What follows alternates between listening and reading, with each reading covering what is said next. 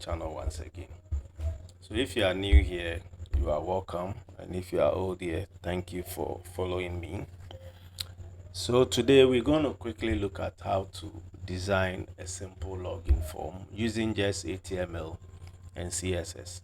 So as a software web developer, at least you should start with the basic HTML, then you learn CSS for beautification and HTML for structure, then you learn JavaScript for interactivity. So without wasting my time, let's begin with our HTML structure. So what you see here is I have my VS Code, which is my IDE for development. Then I've created a folder here called demo. So inside the demo folder, I'll create a new file by clicking on the new file icon. So I'll call it login.html. So the extension is HTML because we are creating an HTML file. So once you create the file, this is what you get. So in the file, I'll now create my HTML structure. So with VS Code, there is a helper that you can use to get the HTML structure. So you type the exclamation mark like this, then you hit on the tab key. So that gives you a full HTML structure, starting from the doc type to the HTML language attribute. Then also you have the head, your body, and also the closing HTML tag. So I'll change the title to login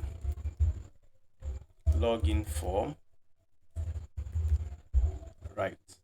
Then in the body, that is where I'll create my form for the login.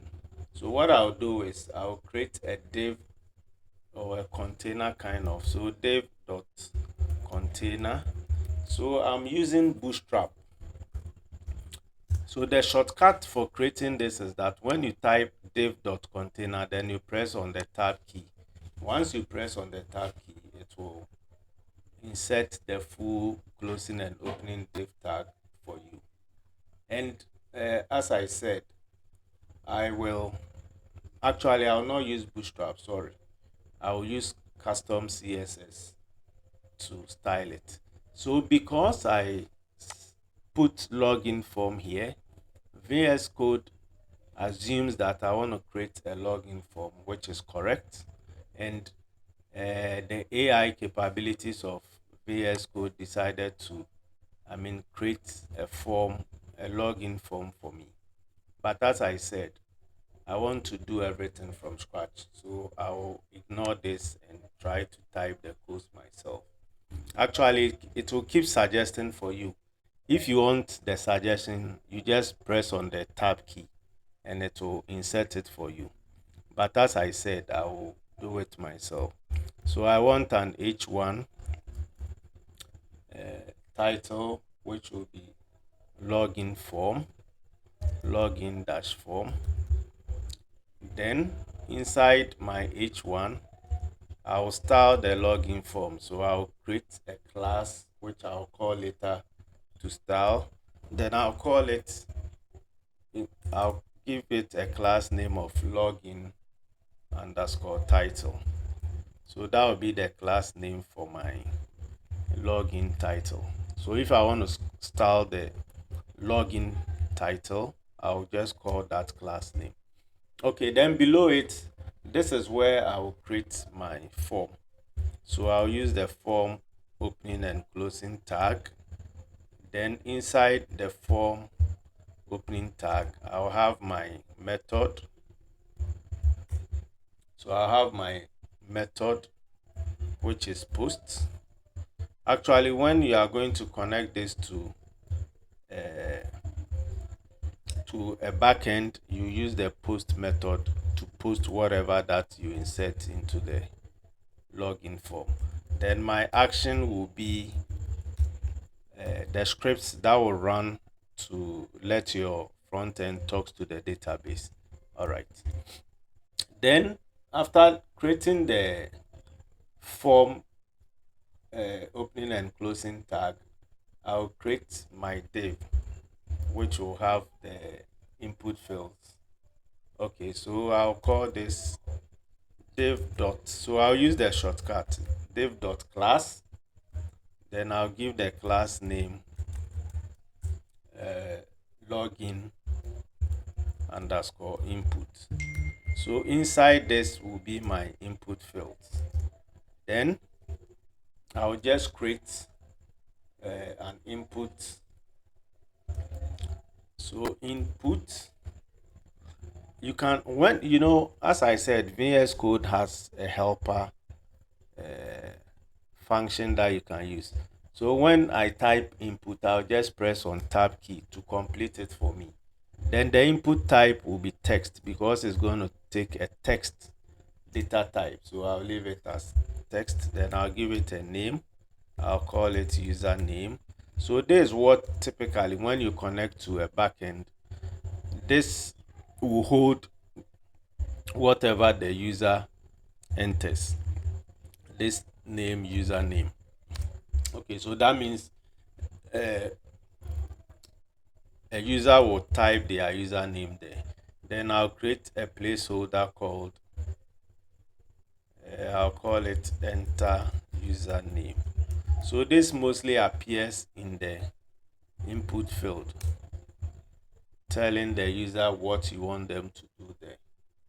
Then I'll pass the JavaScript or HTML5 required attribute. So this sets the input field to be not nullable. So that means if you leave it without typing anything, it will prompt you to type something. Okay, so the next input that I'll create will be password. So the type is password. This time around, I won't use text because I'm going to enter password there. And when you use the type password, when you enter the password, it will be masked. So you see stars or asterisks. Yes, so the password will not be revealed to you, but then the asterisk will show whenever you type in a password. Then I'll give it a name of password, then a placeholder of enter. So I can say enter password so that the user will know what that field requires. Then I'll pass the required attribute, which also makes this field not nullable. So not nullable simply means a user has to enter something there. So now we have our simple structure laid out. So quickly, let's go to the browser and try to see what we have. So it's on my C drive and the title is, the folder is demo, then the file is login.html. Okay, so this is what we have currently. We are not done. So I'll go back to the codes, then I'll create my input or the button. Okay, so with the button too, I'll place it in a div, then I'll create a button. So button, then the type will be submit, since it's going to be a submit button. Then I'll create a class of, let's say, login button. So I'll call that class to style the button. Then the name will be login. Okay, then you end the button.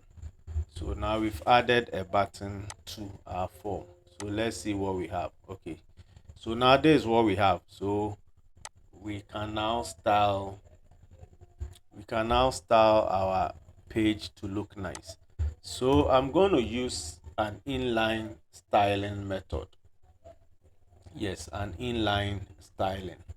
Okay, so if you followed my CSS class, I talked about the types of CSS that we have. We have the internal, we have inline, then we also have external. So sorry, I'm going to use internal rather, not inline. Okay, so with internal CSS, you create the CSS within the body on the page that you are creating. So this is my opening style and ending closing style, and in between them, that is where I'll create my CSS. So first of all, I reset the page. So this is what I will do. So I'll call a margin of 0, margin 0. Then I'll call a padding of 0 as well. Then I'll save it. So let's go to the page. You see that there are spaces up and down here. When I refresh, you see the gaps are closed. So basically, this is done to make sure that whatever browser that you are using, you have a uniform padding 0 and margin 0. Else, different browsers will render the page differently. You know, browsers are designed to apply default CSS to our HTML. But then when you create this, it resets the margins and patterns.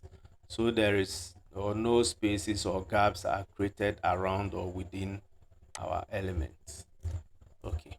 So now let's begin styling. So first of all, I'll call the body, and inside the body, I want to give a background color. So this will create a color, a background color of the entire body. So I like teal. I'll use teal. Let's see what we have. So when I refresh, yes, I have a nice teal background. Then inside the body, I'll create a display of flex. Then I'll do justify content center. So this will push everything to the center. Then I'll align everything to the center. So I'll align all the items to the center. Then I'll create a height of 100 VH. So the height is between the top to the bottom. That gives me 100 VH. Then I'll align everything, the text, and also the item. So the text and the login forms in the middle. Then the justify content center will also kind of arrange everything in the middle. So let me refresh and let's see what we have. Yeah. So you see now everything is pushed to the middle. So aligning, just like in Microsoft Word, you can align your content in the middle. Then also the elements, you can also arrange them in the middle. So basically, this is what we have. But I want the enter password to move below the enter username. So that's what I'm going to do right now. Okay. So I'll style the container itself. So I'll call this container the class container. So to call a class, you just use a period. Then this is how I want to style the container. So the container, I want a background of, that's the container that wraps the form. So I want a background of what? White. So I'll use the hex code for white. It's 6 Fs. Okay. Then I will give it a width. So a width of, let's say, 400 pixels is fine. Then I'll give it a padding of 20 pixels. Yeah, that is borders within the input fields or in the container, or borders within the container. So any element within the container will have a padding of 20 pixels so that it doesn't stick to the walls of the container. I think this is how I can explain it. All right, so you can watch my videos on CSS to understand more. Okay, then I'll create a margin of, say, so the margin I want it to be at the bottom. So I'll create a margin bottom of, let's say, no, okay, I'll not create a margin bottom here. I'll not create a margin, but then I'll rather create, if I want the edges of, the container to be rounded. So I'll create a border radius of, let's say, 10 pixel. So this will create a round edges, or will create round corners, or it will create some kind of arcs on the corners of the container. Then I'll do a box shadow. I want some kind of shadow around the container. So I'll go for 0 pixels, then 4 pixels, 6 pixels. Then I'll go for an RGB of, so RGB of, say, 0, 0, 0, 0, 0, 0.1. Okay, so this will create some kind of light gray around. So let's refresh and see. Okay, so this is the border radius. You see the border radius. Then there is some kind of shadows around the edges. Then the padding is the gap between the login form text and the edge of the container. The same applies to the left, right, bottom, then top. Okay, so this was the styling for the container. Okay, so now that we've done with the container, let's go to the login text.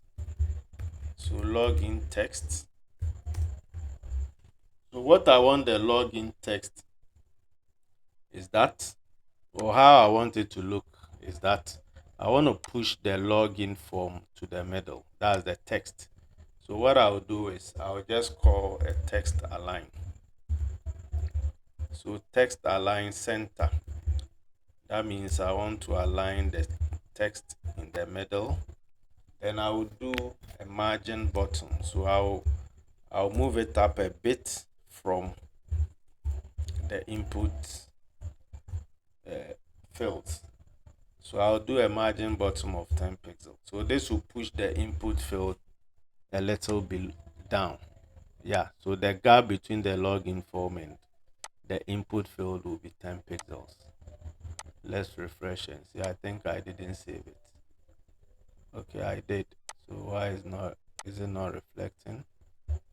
Let me save again. Text align center. Okay, it's login underscore text, not dash text. So you have to use the exact. No, I think it's this rather. Sorry. It's login title, not text. Okay, so now it will take if yeah. So now it's moved to the center, then it has created a margin of 10 pixels. So depending on how the gap that you want to create, you can go beyond that. So now I will style my input fields itself. So I'll give it a width of, let's say, 300 pixel. Since the container is 400, I'll do 300 for this. Then I'll give it a padding of 10 pixels. Then I'll give it a margin bottom. So this time around, I'll give it a margin bottom of, let's say, 10 pixels. So between the first input and the second input, I want a margin bottom of 10 pixels. Then I'll do a border of 1 pixel solid CCC. So 1 pixel solid means, create a solid border around the input fields. Okay, then I'll create a curved edge. So border radius of, let's say, 4 pixel is fine. Okay, border radius of 4 pixels. Border radius of 4 pixels. So let me save and let's see the output. Okay, so you see we have a nice form layout. When you click in it, you see the border, solid border created around it. Then also the edges has 4 pixels radius. Okay, so I think then the margin is the space within the input field. Then that's the padding inside the input field, the padding of 10 pixels that we created. Then between two input fields, we have what? A margin of 10 pixels, margin bottom. So this is the margin bottom of 10. Then there is also a margin bottom of 10 pixels here. Okay. So now let's grab the login button and style it. So I think the name was login. I believe it was login button or something like that. I hope it's correct. Let me check. Yeah, login button. This is it. So we're going to style the login button. So with the login button, I'll give it a width of, let's say, 40%. So with width, you can use either pixels or percentage or rem. Okay. Then inside the button, I'll create a pattern of, let's say, 10 pixel. Okay. Then I'll give it a background of teal to match. That's the background of the button. Then I'll give the text color of white because I'm going to use white color. Then I want border. So I don't want borders around the button. So I will say none for borders. Then border radius, maybe I'll go for 5 pixel. So you see the intelligence tool in VS Code is what is suggesting for us. Yeah. So if you want to, you just press on the tab key to insert it. So I want a cursor pointer so that when you hover the mouse on the button, it turns to a hand. Yes, like a finger or something like that. Then I will do a font size of 16. So the text that will appear on the button, I want it to have a 16 pixel. So let's refresh and see the output. Yeah, so we have a nice button like this. Now, the gap here, I want to push the button in the middle, then also push the input boxes in the middle. So HTML has an element which is deprecated but for the purpose of this training, I'll use that. So center is deprecated, but you can still use. Deprecated means it's no more in use, even though when you use it, it will work. Yeah. Then the input fields to, I'll put centers around it. Then I'll put this inside so that we have what? Yeah. So this will easily push the elements in the center for you. Yes. Nicely. Very simple. Okay. Then what else do we need to do? So on the button, when you hover over it, you see that it turns to a hand like something. Then when you hover, we want to change the background color. So what I'll do is I will call this. I'll call the class. Then I'll use the pseudo text hover. The pseudo class hover. So when you hover, I want the background to turn something like this. Okay, so you see when you hover, yeah. So this is just a simple form that you can create in, using just HTML and CSS. Now let's see if it's responsive. So I'll right click on it and see mobile view. So in mobile view, let's say maybe you are using iPhone 12 Pro. This is how it looks. So let's see if we can make it responsive so that it looks nice on mobile. So I'll go back here, then I'll use the @media query.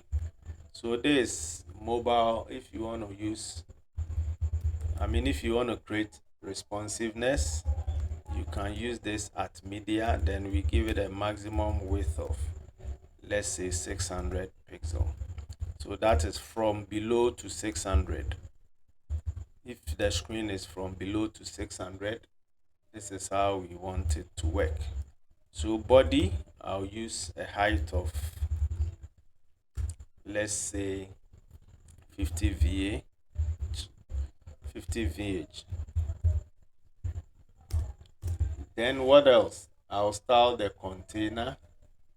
So the container, you see it has suggested for us. So I'll just press on the tab key to insert it. So I've created a width of, let me use 350. Since we used pixels, I want to use 350 pixels. Sorry, I think, yeah, that is it. Then a padding of, I'll use a padding of 20 pixels. Then I also create a margin of 10 pixels. So you see, VS Code can suggest for you, but then at the end of the day, you can do what? You can manipulate it to suit how you want it to look like. Okay. So let's see the output now.